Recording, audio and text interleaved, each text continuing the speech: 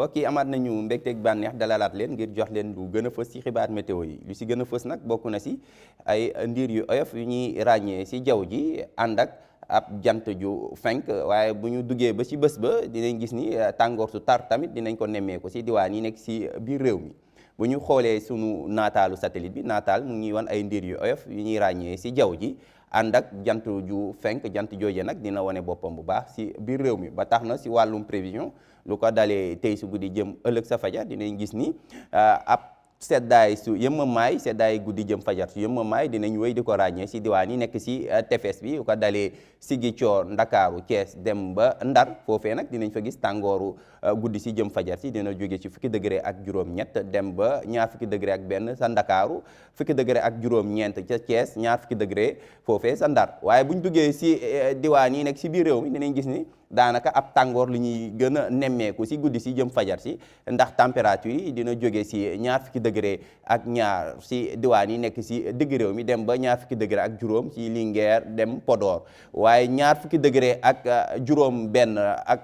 foofee dinañ ko xaarandi foofee sa Bakel ak ñaar fukki degré ak juróom ñaar sa Kédougou daanaka Bakel Kédougou foofu ab tàngoor lañ fay gën a yëg lu ko dalee tey ci guddi jëm ëllëg sa fajar bu ñu duggee ëllëg sa talaata ji dinañ gis ni lu dul Ndakaaru dinañ fa xaarandi ab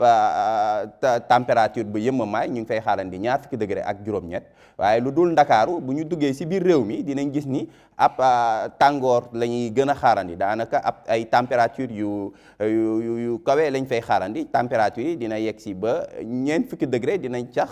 weesu ñeent fukki degré ci yenn gox-goxaan yi nekk ci digg réew mi ndax ñi ngi xaarandi ñeent fukki degré foofee sa Thiès bu ñu duggee ci diwaan yi nekk ci digg réew mi foofu nag ak tàngoor bu tar lañ fay xaarandi ndax dinañ xaarandi ñeent fukki degré ak ñeent foofee sa Louga ñeent fukki degré ak ñaar dinañ ko xaarandi Diourbel ca Linguère bu ñu ñëwee ci Kaffrine foofee tamit tàngoor su tar lañ fay xaarandi ñu ngi fay xaarandi ñeent fukki degré ak ñaar ak ñeent bu ñu ñëwee ci diwaan yi nekk tamit ci bët saalum réew mi tàngoor ci tam dina fa wane boppam ndax ñu ngi xaarandi ñeent fukki degré ak ñaar ci Ziguinchor Sédhiou Kolda bu ñu demee ci diwaan yi nekk ci penku réew mi foofu tamit ci Matam Bakel Tamba foofu tamit tàngoor su tar lañ fay xaarandi ndax ñu ngi fay xaarandi ñeent fukki degré ak ñett fanweeri degré ak juróom-ñeent tam dinañ ko xaarandi foofee sa Kédougou mbokk yi ci tënk jàpp leen ni seddaay si dina desandi as tuut ci diwaan yi nekk ci tefesu réew mi lu ko dalee